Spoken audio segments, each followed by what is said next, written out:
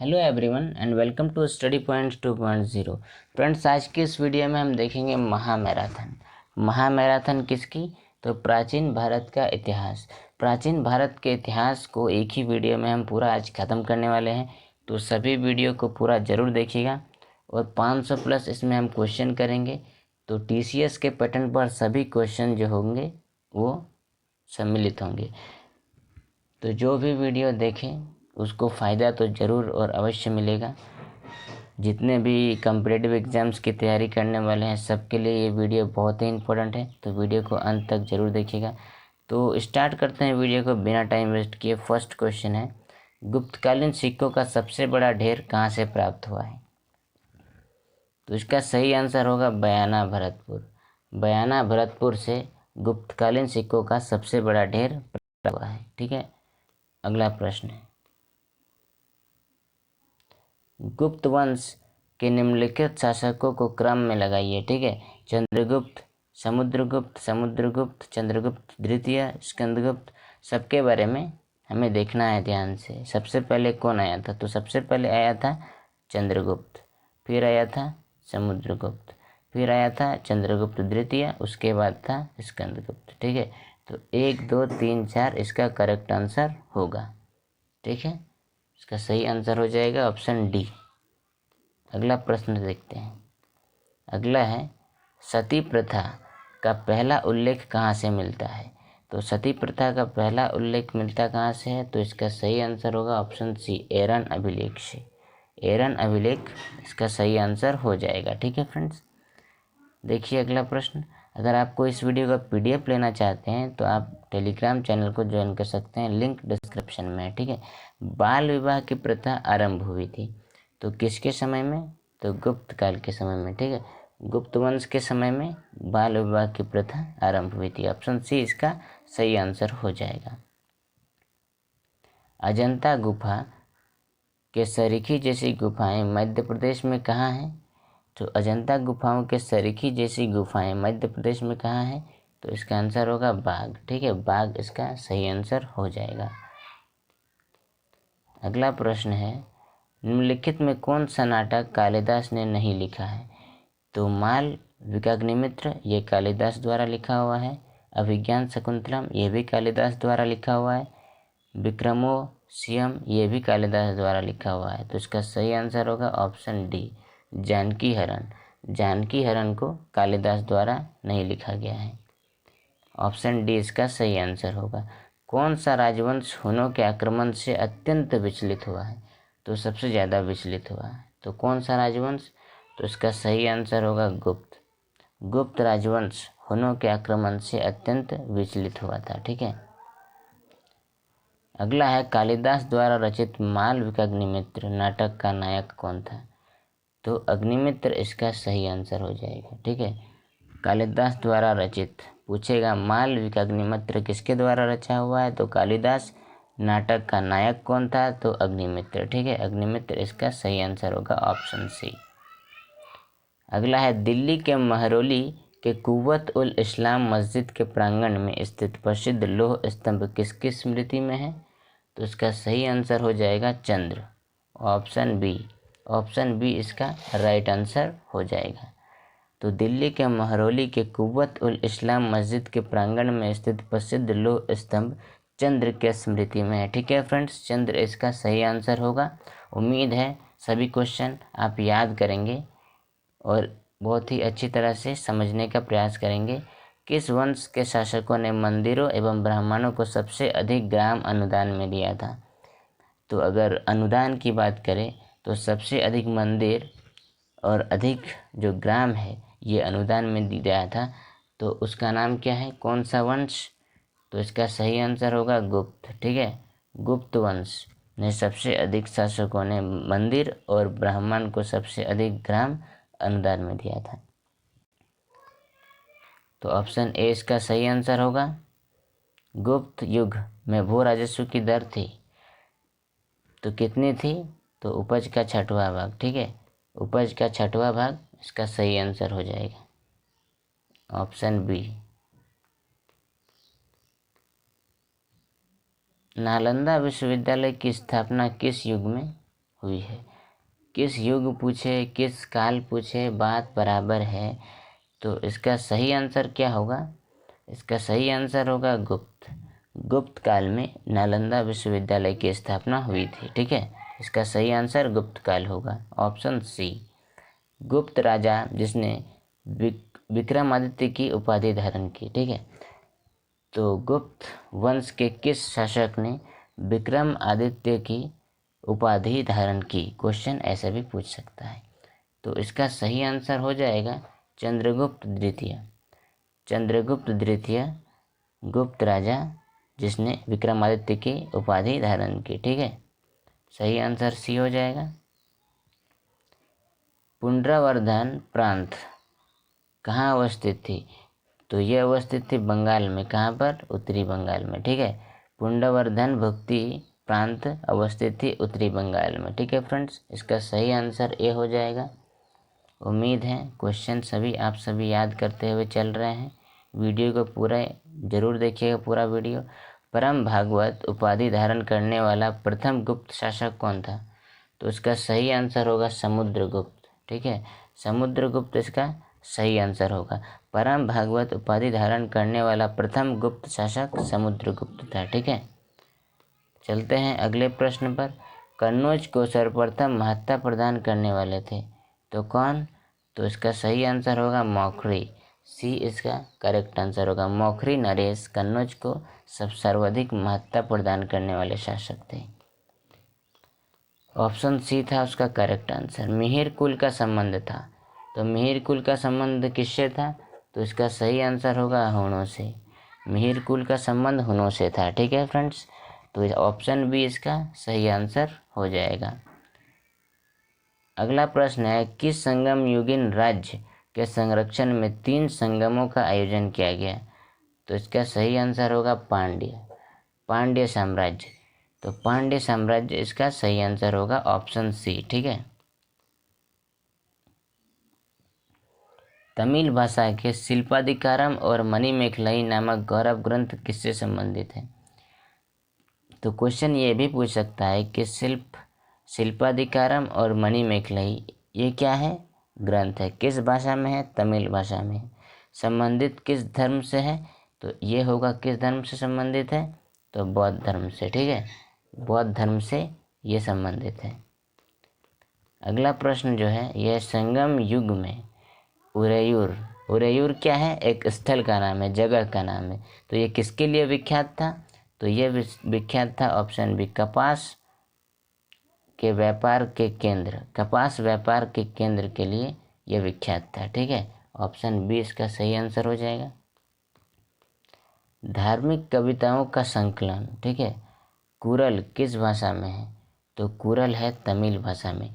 तो तमिल भाषा में इसका सही आंसर होगा। धार्मिक कविताओं का संकलन कुरल किस भाषा में है? तो वह है तमिल भाषा में। बी इसका सही आंसर हो जाएगा। तमिल भाषा का गौरव ग्रंथ जीवक चिंतामणि किससे संबंधित है? तो यह है जैन धर्म से। तमिल भाषा का गौरव ग्रंथ जीवक चिंतामणि ये संबंधित है जैन धर्म से। तो जैन धर्म के बात यहाँ किसकी हुई है? जैन धर्म की। तो जैन धर्म का महावीर स्वामी इसको संस्थापक माना जाता है जैन धर्म का। ठीक है, ये प्रश्न आप याद रखिएगा। प्राचीन काल में कलिंग का महान शासक कौन था? तो इसका सही आंसर हो जाएगा सी, खारवेल। खारवेल प्राचीन काल में कलिंग का महान शासक था। ऑप्शन सी इसका सही आंसर होगा। शक संवत प्रारंभ करने वाला सम्राट। क्वेश्चन सीधा पूछा है कि जो शक संवत है इसका प्रारंभ किस शासक के शासनकाल में हुआ है? तो इसका सही आंसर हो जाएगा कनिष्क। कनिष्क के शासनकाल में शक संवत जो है ये प्रारंभ हुआ था। ऑप्शन बी इसका सही आंसर होगा। भारतीय रंगमंच में यवनिका को पर्दा भी कह सकते हैं का शुभारंभ किसने किया? तो यूनानियों ने। भारतीय रंगमंच में पर्दा का शुभारंभ यूनानियों ने किया। ठीक है, इसका सही आंसर सी हो जाएगा। भारतीयों के महान रेशम मार्ग सिल्क रूट किसने आरंभ किया? तो ये आरंभ किया था कनिष्क ने। तो कनिष्क ने ये सिल्क रूट जो है ये आरंभ किया था। ठीक है, इसका सही आंसर ए हो जाएगा। चरक और नागार्जुन किसके दरबार की शोभा थे? तो इसका सही आंसर होगा कनिष्क। चरक और नागार्जुन कनिष्क के दरबार की शोभा थे। अगला है, किस संग्रहालय में कुषाणकालीन मूर्तियों का संग्रह सबसे अधिक मात्रा में है? तो सबसे अधिक मात्रा में है मथुरा संग्रहालय में। मथुरा संग्रहालय में कुषाणकालीन मूर्तियों का संग्रह सबसे अधिक मात्रा में है। तो अगला है, निम्नलिखित में किसने सोने के सर्वाधिक शुद्ध सिक्के जारी किए? तो सोने के सर्वाधिक शुद्ध सिक्के जारी किए कुषाण शासकों ने। कुषाण शासकों ने सोने के सर्वाधिक शुद्ध सिक्के जारी किए थे। अगला प्रश्न है, सातवाहनों के समय में मुद्रा का सर्वाधिक धातु। तो सातवाहन के समय में मुद्रा सर्वाधिक किस धातु के बने थे? तो वो बने थे शीशा के। ठीक है, शीशा के, इसका सही आंसर हो जाएगा। ऑप्शन ए इसका सही आंसर होगा। तक्षशिला के प्रसिद्ध स्थल होने का कारण क्या था? तो तक्षशिला के प्रसिद्ध स्थल होने का कारण था गांधार किला। गांधार किला तक्षशिला के प्रसिद्ध स्थल होने का कारण था। इसका सही आंसर सी होगा। चरक किसके राज्य चिकित्सक थे? तो जो चरक जो थे ये किसके थे? तो थोड़ी देर पहले अभी आपको बताया, चरक और नागार्जुन ये दोनों थे किसके? कनिष्क के दरबार की शोभा थे। ठीक है, ऑप्शन डी इसका सही आंसर होगा। पुरुषपुर निम्नलिखित में किसका दूसरा नाम है? तो पुरुषपुर जो थे ये प्राचीन नाम है पुराने समय में। इसी का नया नाम क्या है अभी? तो यह है पेशावर। पेशावर इसका सही आंसर हो जाएगा। अगला है, निम्नलिखित में वह महानतम कुषाण नेता कौन था जो बौद्ध बन गया? तो कनिष्क इसका सही आंसर होगा। ठीक है, कनिष्क वह महानतम कुषाण नेता था जो बाद में बौद्ध धर्म को अपना लिया। ठीक है, ऑप्शन सी उसका करेक्ट होगा। कुषाण काल के दौरान मूर्तिकला की गांधार शैली निम्नलिखित में किसका मिश्रण है? तो वह मिश्रण है भारत ग्रीक यूनानी शैली। भारत ग्रीक यूनानी शैली उसका सही आंसर हो जाएगा। अगला है, कनिष्क की राजधानी थी कहाँ पर? तो वो है पुरुषपुर। पुरुषपुर यानी कि आधुनिक नाम क्या है इसका? पेशावर। पेशावर, तो इसका सही आंसर होगा पुरुषपुर। कनिष्क की राजधानी पुरुषपुर है। सातवाहनों ने पहले स्थानीय अधिकारियों के रूप में काम किया। तो किस वंश के अधीन काम किया था? तो वो किया था मौर्य वंश के अधीन, मौर्यों के अधीन। सातवाहनों ने मौर्यों के अधीन स्थानीय अधिकारियों के रूप में काम किया था। ऑप्शन बी इसका सही आंसर हो जाएगा। सातवाहन वंश का संस्थापक कौन था? तो सिमुक इसका सही आंसर होगा। सातवाहन वंश का संस्थापक था सिमुक। ठीक है, सिमुक इसका करेक्ट आंसर होगा। कण्व वंश का संस्थापक कौन था? तो कण्व वंश का संस्थापक था वसुदेव। वसुदेव कण्व वंश का संस्थापक था। ऑप्शन ए इसका सही आंसर होगा। ठीक है, आजीवक संप्रदाय के संस्थापक कौन थे? तो मक्खली गोसाल। मक्खली गोसाल जो थे वो आजीवक संप्रदाय के संस्थापक थे। ऑप्शन डी इसका सही आंसर होगा। अगला प्रश्न है, भागवत संप्रदाय के विकास में किसका योगदान अत्यधिक था? तो हिंद यूनानी। इसका सही आंसर होगा हिंद यूनानी। भागवत संप्रदाय के विकास में हिंद यूनानी का योगदान सबसे अधिक था। ठीक है, भगवान महावीर का प्रथम शिष्य कौन था? तो भगवान महावीर का प्रथम शिष्य था जमाली। जमाली भारतीय भगवान महावीर का प्रथम शिष्य था। महावीर की यहाँ बात हुई है। महावीर किस धर्म से संबंधित है? तो आप बोलेंगे जैन धर्म। ठीक है, महावीर कितने नंबर के तीर्थकर थे? तो 24वें तीर्थकर थे। और महावीर जो थे ये किस धर्म से है? जैन धर्म से। ठीक है, तो ये इम्पोर्टेंट चीज़ आपको याद रखना है। मगध की प्रथम राजधानी कौन सी थी? तो मगध की प्रथम राजधानी कौन सी थी? तो राजगृह और ग्रीब्रिज। राजगृह और ग्रीब्रिज मगध साम्राज्य की प्रथम राजधानी थी। ये दोनों कहाँ पर है? तो ये बिहार में स्थित है। ठीक है, ऑप्शन सी इसका करेक्ट आंसर हो जाएगा। नंद वंश का संस्थापक कौन था? तो नंद वंश का संस्थापक कौन था? तो इसका सही आंसर होगा महापद्नंद। महापद्नंद नंद वंश का संस्थापक था। ऑप्शन ए इसका सही आंसर होगा। पाली ग्रंथों में गांव के मुखिया को क्या क्या कहा जाता था? तो पाली ग्रंथों में गांव के मुखिया को भोजक या फिर ग्राम भोजक कहा जाता था। इसका सही आंसर होगा बी। अगला प्रश्न है, ऋग्वेद में कितने सूक्त हैं? तो ऋग्वेद में कितने सूक्त है? तो इसका सही आंसर हो जाएगा 1028। ऋग्वेद में 1028 सूक्त है। ठीक है, ऑप्शन सी इसका सही आंसर हो जाएगा। ऋग्वेद में 128 सूक्त हैं। अगला है, हर्यक वंश के किस शासक को कुनिक कहा जाता था? तो हर्यक वंश के किस शासक को कुनिक कहा जाता था? तो इसका सही आंसर हो जाएगा अजातशत्रु। अजातशत्रु को कुनिक कहा जाता था, हर्यक वंश के शासक को। ऑप्शन सी इसका सही आंसर हो जाएगा। सिकंदर महान की मृत्यु हुई थी कहाँ पर? तो यह हुई थी बेबीलोन में। सही आंसर बी हो जाएगा। सिकंदर महान की मृत्यु बेबीलोन में हुई थी। बी इसका सही आंसर हो जाएगा। 3 क्रमों में तीनों लोक को माप लेने के कारण किसे उपक्रम कहा गया है? तो किसे उपक्रम कहा गया है? तो इसका सही आंसर हो जाएगा ऑप्शन डी, विष्णु। विष्णु इसका सही आंसर हो जाएगा। अगला है, मनुस्मृति मुख्यतः किससे संबंधित है? तो मनुस्मृति संबंधित है किससे? तो यह है समाज व्यवस्था से। समाज व्यवस्था से मनुस्मृति संबंधित है। ऑप्शन ए इसका सही आंसर हो जाएगा। गायत्री मंत्र की रचना किसने की थी? तो गायत्री मंत्र की रचना की थी किसने? तो आपका आंसर होगा विश्वामित्र। विश्वामित्र ने गायत्री मंत्र की रचना की थी। ठीक है, ऑप्शन बी इसका सही आंसर हो जाएगा।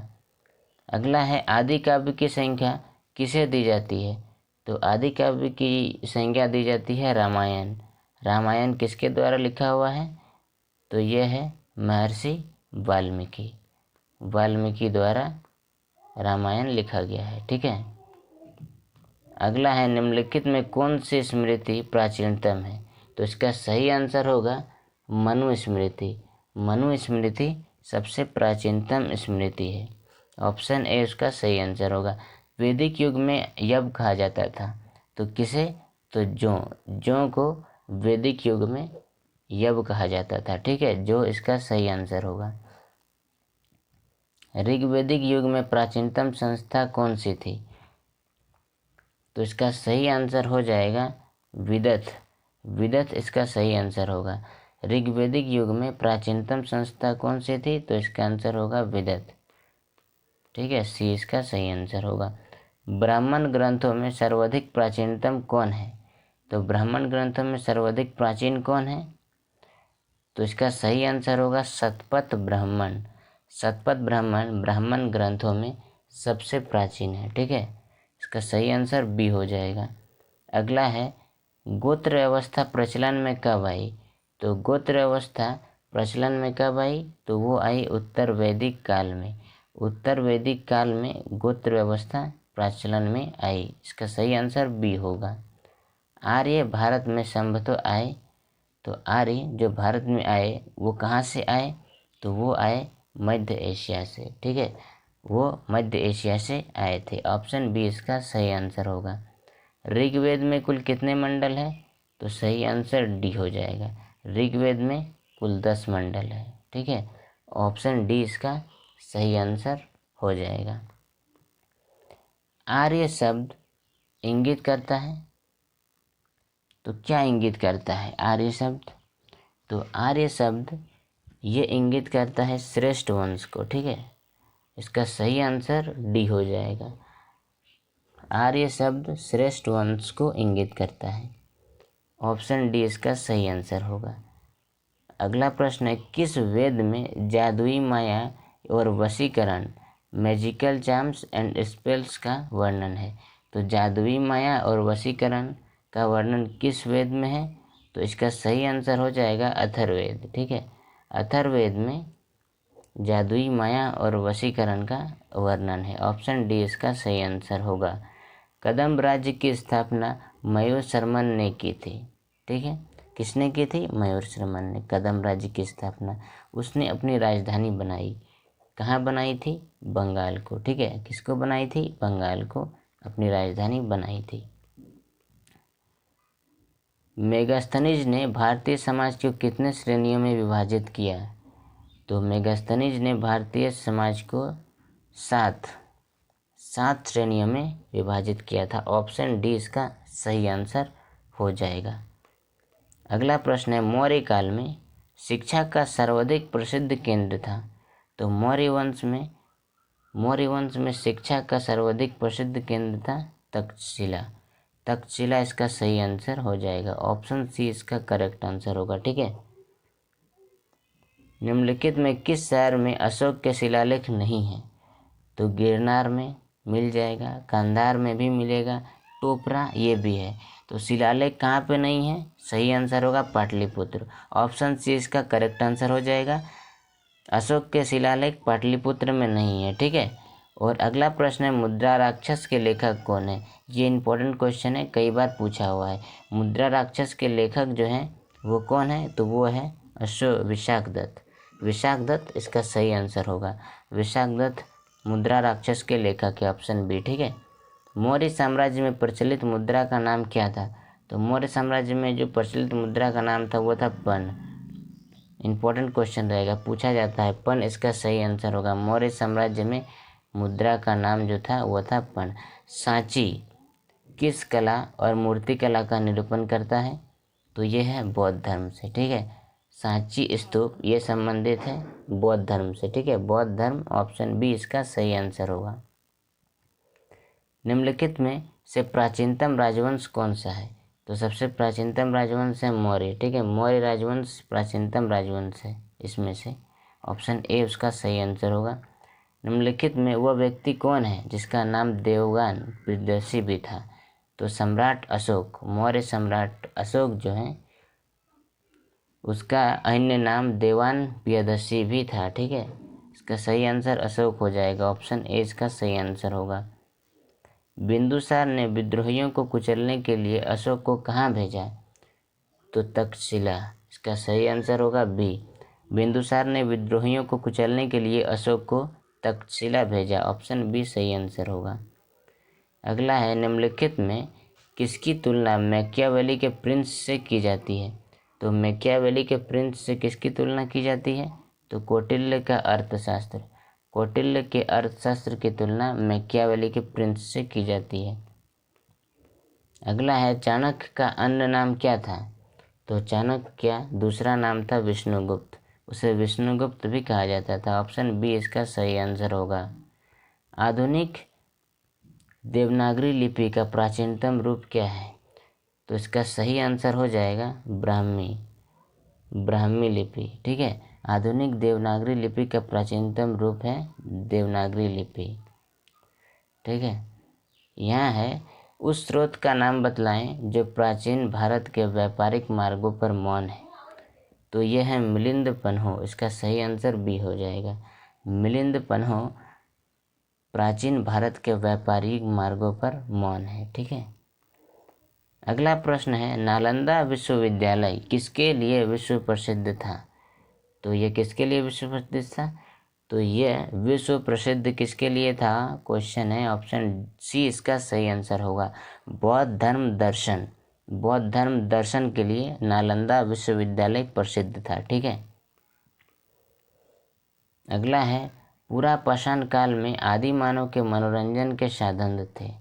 तो शिकार, उस समय उन लोग के मनोरंजन साधन क्या था? मनोरंजन का शिकार। ठीक है, पूरा पाषाण काल में।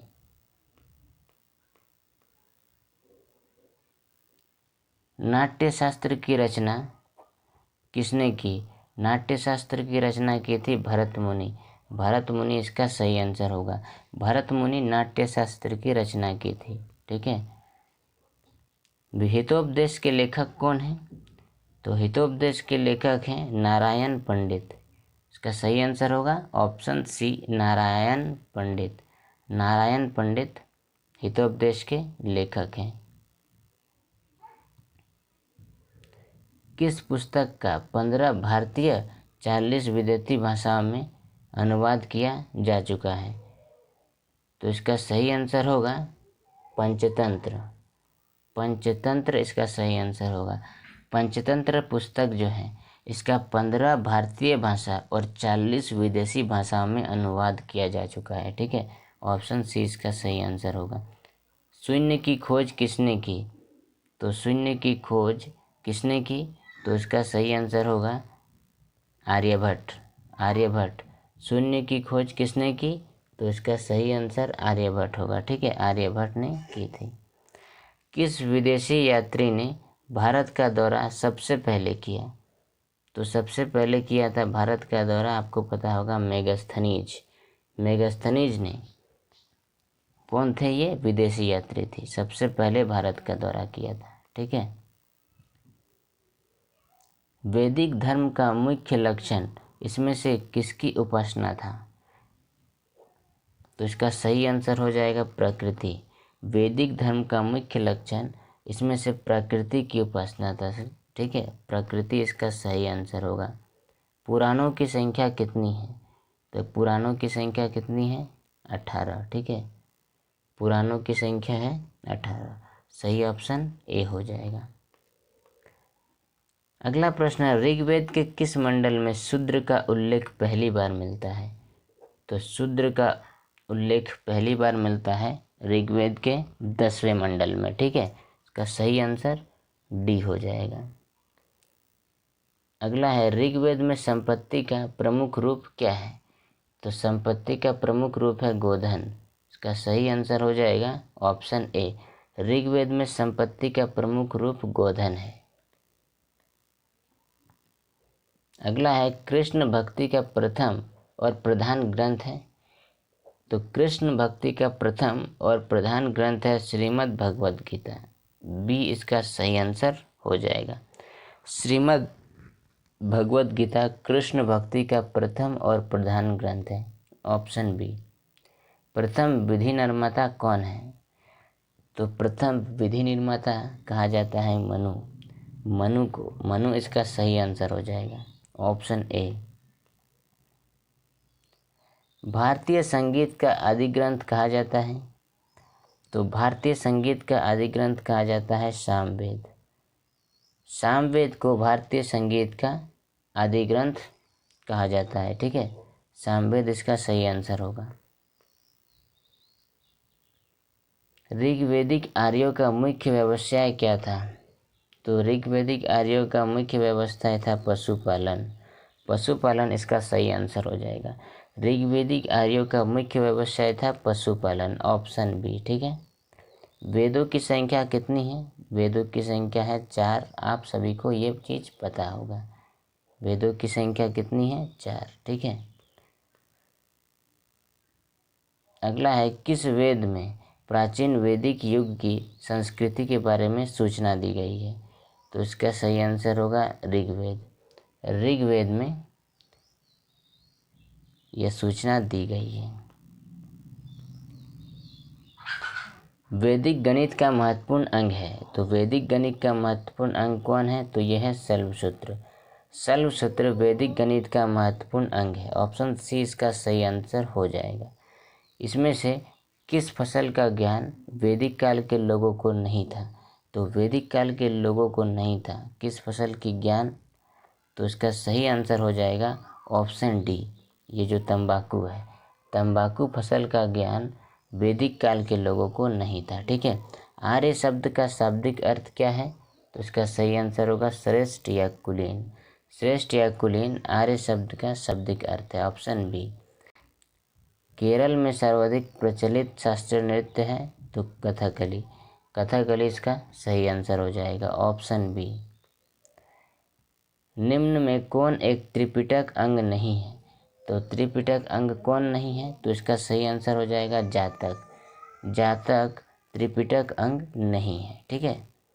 महावीर की मृत्यु के बाद जैन संघ का अगला अध्यक्ष कौन हुआ? तो सुधर्मन, ठीक है, सुधर्मन इसका सही आंसर। सुधर्मन महावीर की मृत्यु के बाद जैन संघ का अगला अध्यक्ष बना, ठीक है। महावीर ने जैन संघ की स्थापना कहाँ की? तो इसका सही आंसर होगा पावा। पावा इसका करेक्ट आंसर हो जाएगा। महावीर ने जैन संघ की स्थापना कहाँ की? तो पावा में। तो फ्रेंड्स, आज की वीडियो में बस इतना ही। जितने भी प्राचीन भारत के क्वेश्चन TCS द्वारा हाल ही में पूछे हुए हैं, सब क्वेश्चन को इसमें शामिल किया गया था। यह वीडियो बहुत ही इम्पोर्टेंट है जितने भी प्रिपरेशन कर रहे हैं रेलवे, SSC वगैरह का। तो वीडियो अच्छा लगा हो तो वीडियो को लाइक ज़रूर कीजिएगा और चैनल में नए हैं तो सब्सक्राइब ज़रूर कीजिएगा। आज के लिए इतना ही, तब तक के लिए धन्यवाद। अगले वीडियो पे मिलते हैं।